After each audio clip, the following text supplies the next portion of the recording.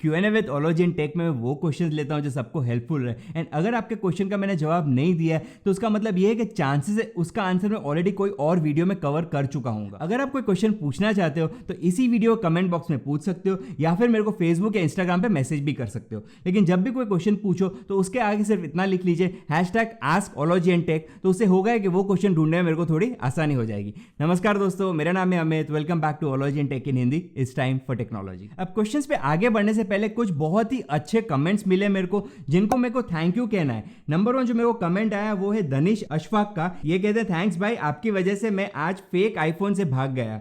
एक और जो कमेंट था वो है शुभम का। ये कहते हैं आप सच में एक अलग वीडियो बना के शेयर करते हो जिससे मुझे काफी हेल्प मिलती है। मैं 7 साल से आईफोन यूजर हूं, मुझे अभी तक आपसे काफी अच्छी जानकारी मिलती है। एक और जो कमेंट है वो है फ्रॉम सैम जैक्सन। ये कहते हैं sir one of the best and deeply explain no one else can do. इसके सिवा एक और कमेंट है फ्रॉम हरजोत। ये कहते हैं I am big fan of you sir, you give me very true suggestion. And last जो कमेंट मैं पढ़ना चाहूंगा वो है पंकज कुमार का। ये कहते हैं मान गए गुरुजी। तो थैंक यू सो मच आप सबके इतने अच्छे कमेंट के लिए। एंड मैं कोशिश करता रहूंगा कि अच्छे और क्वालिटी इंफॉर्मेशन आपके लिए लेके आऊं। तो अब शुरू करते हैं सबसे पहले क्वेरी के, जो है फ्रॉम आयुष सिंह। ये पूछते हैं आईफोन में कॉन्टैक्ट हाइड कैसे करें। तो बहुत ही अच्छा क्वेश्चन है, लेकिन इस पर्टिकुलर क्वेश्चन का आंसर मैं आपको अगले टिप्स एंड ट्रिक्स वाले वीडियो में बताऊंगा। एंड जैसे कि आप जानते हो एप्पल की जो प्रोसेसेस है वो काफी हटके होती है। एंड ये वाला जो प्रोसेस वो भी थोड़ा कॉम्प्लिकेटेड है। आपको मेरे को डिटेल में समझाना पड़ेगा कैसे आप उस पर्टिकुलर कॉन्टैक्ट को हाइड कर सकते हो। इसी वजह से मैं आपको इसका आंसर टिप्स एंड ट्रिक्स वाले वीडियो में बताऊंगा। तो आपको फिलहाल इतना ही करना है कि इस चैनल को सब्सक्राइब करके रखना है, सो दैट आगे जाके ये वाला टिप्स एंड ट्रिक्स वाला वीडियो जब आए तो आप देख सको।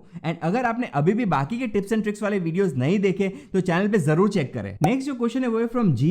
ये कहते हैं sir iPhone 10 and 10R are called 10 और X। I see many people calling it X। What is it really called? And your channel is best for iPhone users in India. अब iPhone 10 में आपको जो X देखने को मिलता है वो है रोमन लेटर्स में। एंड एप्पल ने जानबूझ के इसको iPhone 10 इसलिए रखा है क्योंकि एप्पल का 10th एनिवर्सरी था। तो बेसिकली जब आप लिखने जाओगे तब आप उसको iPhone X लिखोगे, लेकिन आप जब उसको बोलोगे तब iPhone 10, 10R या 10S बोलोगे। एंड मैं देखता हूं कि बहुत सारे लोग आज भी उसको X बोलेंगे, XR बोलेंगे, XS बोलेंगे, लेकिन ये कंप्लीटली गलत है। इनफैक्ट टिम कुक भी मैं सोच रहा हूं काफी अपसेट होगा अगर ये सुनेगा कि लोग उसको आईफोन्स को iPhone X बोल रहे हैं। एंड शायद हो सकता है इसी वजह से एप्पल ने उसके आगे के जो फोन्स है उनमें iPhone 11 कर दिया, क्योंकि वो खुद परेशान हो चुके होंगे by people calling it iPhone X। Next जो क्वेश्चन वो है फ्रॉम दर्पण। ये कहते हैं भाई आप सभी वीडियो में बहुत अच्छी टिप्स एंड ट्रिक्स देते हो, थैंक यू सो मच दर्पण। आगे पूछते हैं मुझे ये बताएं कि आईफोन के लिए सबसे अच्छा वायरलेस चार्जर कौन सा यूज करें और बैटरी हेल्थ को कोई नुकसान नहीं होना चाहिए। आगे इन्होंने ये भी कहा मैंने कई यूट्यूबर को सवाल किया है लेकिन आपका जवाब आता है प्लीज सजेस्ट सर। अब यूजुअली वायरलेस चार्जर मैं रिकमेंड नहीं करता हूं क्योंकि उसके वजह से आपका आईफोन ओवरहीट हो सकता है, लेकिन पर्सनली मैं कभी कभार वायरलेस चार्जर पे भी अपना आईफोन चार्ज करता हूं। एंड मेरे पास 2 वायरलेस चार्जर है, एक है सस्ता वाला जो एक डुप्लीकेट वन है, एंड एक मेरे पास ओरिजिनल है जो महंगा वाला है। एंड अगर इन दोनों के बीच में जब कंपैरिजन करते हैं तो मैं हमेशा प्रेफर करूंगा कि आप ओरिजिनल यूज करें। ये जो मेरा वायरलेस चार्जर है वो सैमसंग का कन्वर्टेबल चार्जर है, और मैं अगर करता हूं यूज वायरलेस चार्जर तो मैं यही करता हूं।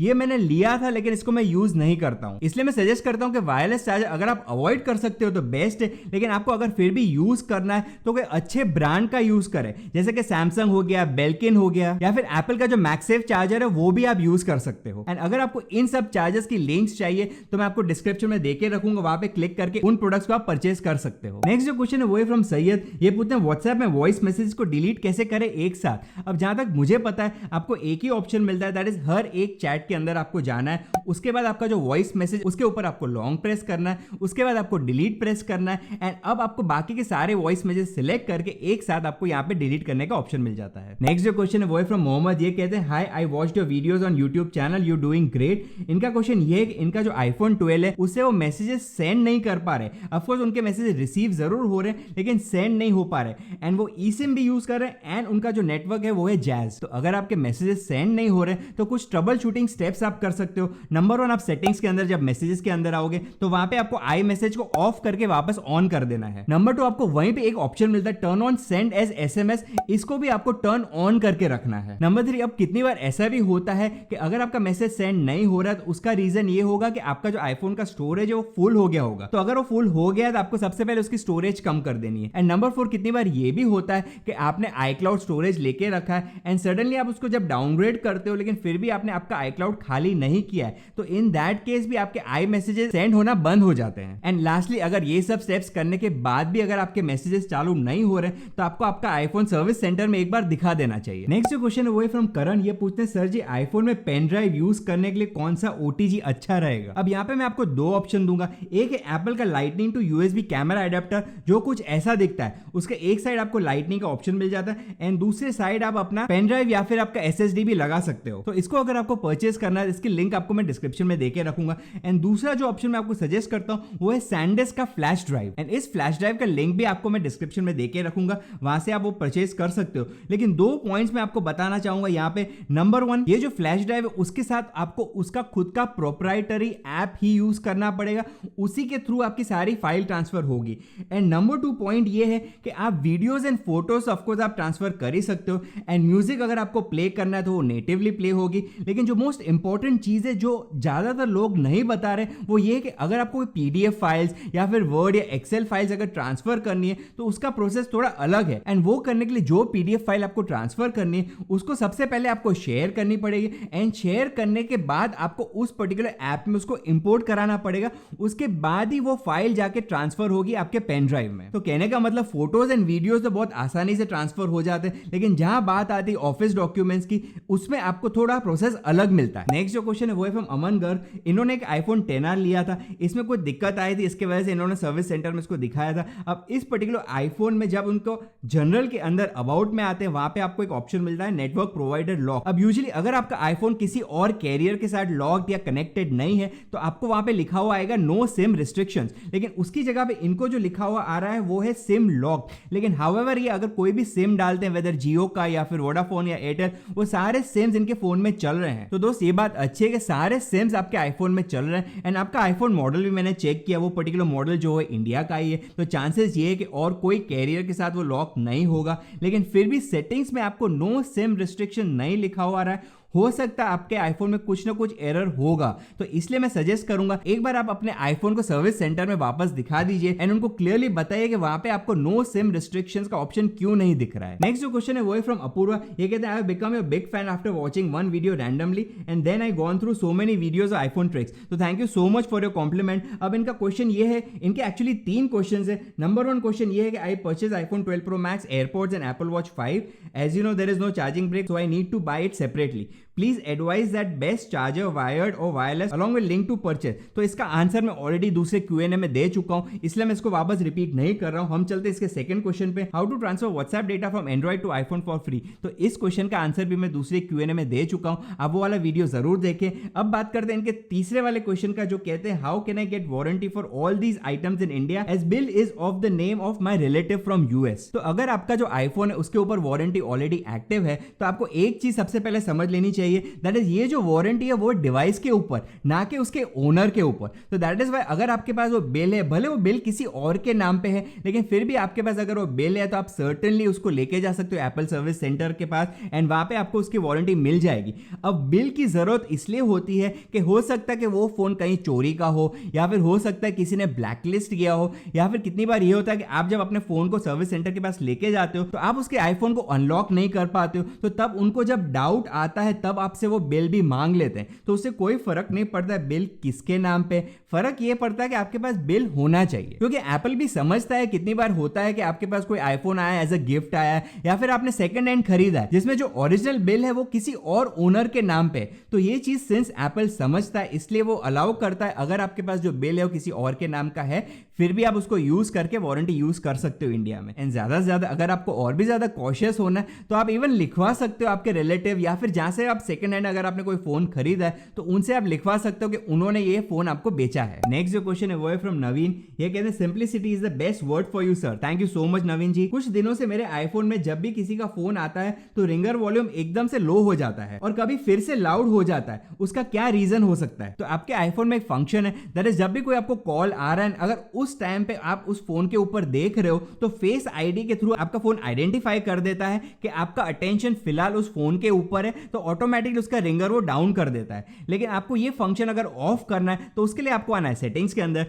के अंदर आपको एक ऑप्शन मिलेगा फेस आईडी एंड पासवर्ड। वहां पे आपको एक ऑप्शन मिलेगा अटेंशन अवेयर फीचर्स। अगर आपका ये ऑप्शन ऑन है तो एवरी टाइम जब भी आपको कोई कॉल आएगा, अगर आप स्क्रीन के ऊपर डायरेक्टली देख रहे हो तो उसका रिंगर डाउन हो जाएगा। तो अगर आपको नहीं चाहिए तो यहां से आके वो उसको आप ऑफ कर दीजिए। नेक्स्ट जो क्वेश्चन है वो है फ्रॉम सरिता। ये कहते हैं sir please suggest about best tripod for iPhone 10R। तो मैं एक Amazon से लिया गया एक ट्राइपॉड यूज कर रहा हूं एंड ये ट्राइपॉड के साथ अलग से मैंने उसका होल्डर भी लिया हुआ है। तो पर्सनली स्पीकिंग जो स्प्रिंग वाले जो होल्डर्स आते हैं वो मैं प्रीफर इसलिए नहीं करता हूं क्योंकि इतना महंगा आईफोन आप उसके ऊपर लगाते हो, कितनी बार वो वहां से स्लिप भी हो सकता है। एंड इसीलिए मैंने Amazon से अलग से होल्डर लिया। ये ज्यादा स्टर्डी और फिट रखता है आपके आईफोन को। अगर आपको दोनों प्रोडक्ट्स परचेज करने तो उसकी लिंक मैं आपको डिस्क्रिप्शन में देके रखूंगा। अगला जो क्वेश्चन है वो है फ्रॉम अश्वनी। ये कहते हैं iCloud पे जो भी डेटा बैकअप लेता हूं और फिर गैलरी से डिलीट करता हूं तो iCloud से भी डिलीट हो जाता है। तो यस, एप्पल का प्रोसेस ऐसा ही है, दैट इज वो बैकअप नहीं लेता, वो सिंक कर रहा है आपकी डेटा को। दैट इज कोई भी फोटो अगर आपके फोटो गैलरी के अंदर है तो वो सिंक्रोनाइज हो जाता है आपके iCloud के साथ। एंड अगर आपने वहां से डिलीट कर दिया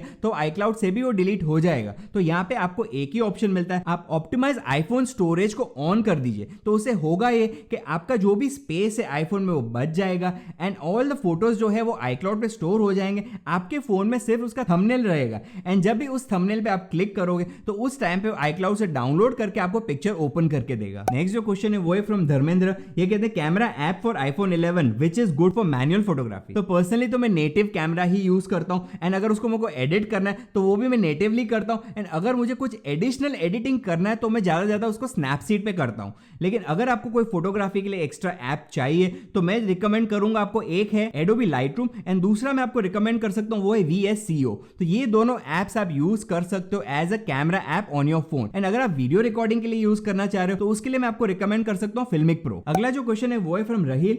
ये कहते हैं bro good work, I have one question, I am using iPhone 10, whenever I charge my iPhone it stops charging. I have to pull the lightning cable and plug in iPhone again, but after couple of minutes it stops charging. अब इनका जो question वो ये है कि क्या ये battery health के वजह से या फिर क्या ये चार्जर के वजह से है। एंड इन्होंने ये भी कहा है कि एक हाई कॉपी चार्जर यूज करते हैं। तो सबसे पहले तो मैं आपको ये बता दूं कि कोई भी डुप्लीकेट चार्जर मत यूज करें क्योंकि डुप्लीकेट चार्जर से आपके जो बैटरी हेल्थ है वो भी सफर हो सकती है एंड आपको कोई कंपैटिबिलिटी इश्यूज भी आ सकते हैं। इसलिए कोई भी अगर आप चार्जर यूज करें तो आप MFI सर्टिफाइड चार्जर ही यूज करें। एंड इसके सिवाय और भी बहुत सारे रीजन हो सकते हैं। हो सकता है आपका जो चार्जिंग पोर्ट है वो या तो डर्टी हो या फिर डैमेज भी हो सकता है, या फिर ये भी हो सकता है कि आपका जो चार्जिंग एक्सेसरी है वो डिफेक्टिव या फिर डैमेज हो सकता है। नेक्स्ट जो क्वेश्चन है वो है फ्रॉम प्रकाश। ये कहते हैं सर iPhone 11 को वाटर में यूज करते टाइम क्या सावधानी रखनी चाहिए, फोन के स्पीकर्स डैमेज हो सकता है क्या। तो भाई iPhone 11 में IP68 जरूर आता है लेकिन उसका मतलब ये है कि वाटर रेजिस्टेंट है ना कि वाटर प्रूफ है। इसलिए मैं रिकमेंड करूंगा आपका आईफोन पानी में बिल्कुल यूज नहीं करें। स्पीकर क्या पूरा का पूरा फोन डैमेज हो सकता है एंड इनफैक्ट एप्पल भी ये कहता है कि अगर पानी की वजह से आपका फोन डैमेज होता है तो वो वारंटी में इंक्लूड नहीं करके देंगे। नेक्स्ट जो क्वेश्चन है वो है फ्रॉम वुड क्लास ऑफिशियल। ये कहते हैं love your reviews, I am having few problems with iOS 14.5 beta 3। इनका प्रॉब्लम ये है कि उनके व्हाट्सएप पे जब भी कोई वॉइस नोट आता है तो कितनी बार वो एक्सेस कर पाते एंड कितनी बार वो एक्सेस नहीं कर पाते। तो नंबर वन चीज तो मैं आपको ये रिकमेंड करूंगा कि iOS के बीटा वर्जन आप इंस्टॉल ना करें आपके आईफोन में क्योंकि उसके वजह से आपका आईफोन या फिर आपकी बैटरी भी सफर कर सकती है। एंड नंबर टू आप कुछ ट्रबल शूटिंग स्टेप्स कर सकते हो to rectify this problem. Number one troubleshooting आप ये कर सकते हो कि आप अपने आईफोन को रीस्टार्ट कर दीजिए। सेकंड चीज आप ये कर सकते हो कि आप ये चेक कर लीजिए आपका जो स्क्रीन प्रोटेक्टर वो आपके प्रॉक्सिमिटी सेंसर को डिस्टर्ब तो नहीं करता है। तो कितनी बार ये होता है कि आपका जो सेंसर है उसको वो ब्लॉक कर देता है आपका स्क्रीन प्रोटेक्टर एंड इसके वजह से होता है कि आपके जो वॉइस नोट्स है वो आपके ईयर पीस में प्ले हो रहे होते हैं लेकिन वो स्पीकर में प्ले नहीं हो पाते हैं। तो एक बार आप वो चेक कर लीजिए। थर्ड चीज आपको ये चेक करनी है कि क्या आपके आईफोन में स्टोरेज फुल तो नहीं हो गया, क्योंकि कितनी बार ये भी होता है कि अगर आपका स्टोरेज फुल हो गया तो उस केस में भी आपके वॉइस नोट एक्सेस नहीं हो पाते हैं। एंड लास्ट, ये सब चीजें करने के बाद भी अगर आपका प्रॉब्लम सॉल्व नहीं होता है तो आप अपने व्हाट्सएप को एक बार अनइंस्टॉल करके री इंस्टॉल कर दीजिए, उससे हो सकता है कि आपका प्रॉब्लम सॉल्व हो जाए। नेक्स्ट जो क्वेश्चन है वो है फ्रॉम अमन बाफना। ये पूछते हैं कि उनके जो फोटोज एंड वीडियोज उनके आईफोन में उसकी साइज कैसे चेक की जाए। एंड आगे ये भी कहते हैं बाय द वे आपकी वीडियोस बहुत बढ़िया लगती है और नई नई चीजें सीखने को मिलती है। तो thank you so much for your compliment. अब अगर आपको आपके फोटोज एंड वीडियो की साइज चेक करनी है तो 3 प्रोसीजर्स है। नंबर 1 आप ये कर सकते हो, उन फोटो को आप एक्सपोर्ट करो आपके फाइल्स के ऐप में एंड जैसे आप फाइल्स में आप उसको एक्सपोर्ट करोगे फिर फाइल्स के ऐप में जाने के बाद आपको वहां पे उसकी फाइल साइज देखने को मिल जाएगी। अब ये तो हो गया एक मेथड। सेकंड जो मेथड है उसमें आपको एक शॉर्टकट क्रिएट करना होगा एंड ये जो शॉर्टकट क्रिएट करना वो थोड़ा सा लेंदी प्रोसेस है, इसलिए इसको मैं डिटेल में समझाऊंगा आपको कोई और शॉर्टकट्स या फिर आईफोन के टिप्स एंड ट्रिक्स वाले वीडियो में, इसलिए इस चैनल को सब्सक्राइब करके जरूर रखना। एंड तीसरा जो मेथड है उसमें आप कोई भी थर्ड पार्टी एप्स को डाउनलोड करके आपका फाइल साइज चेक कर सकते हो, लेकिन मैं रिकमेंड नहीं करूंगा। जो काम इनबिल्ट ही आपके आईफोन में हो जाता है उसके लिए कोई और एडिशनल सॉफ्टवेयर डाउनलोड करने की जरूरत नहीं है। तो इतना ही था दोस्तों इस वीडियो के लिए। अगर आपको वीडियो इन्फॉर्मेटिव लगा है तो लाइक एंड शेयर जरूर करें। एंड अगर आपने अभी भी सब्सक्राइब नहीं किया सब्सक्राइब कर सकते हो। एंड साथ में जो बेल आइकन है वो भी जरूर दबाएं। देखते रहिए ology in take in Hindi और मिलते हैं नेक्स्ट वीडियो में।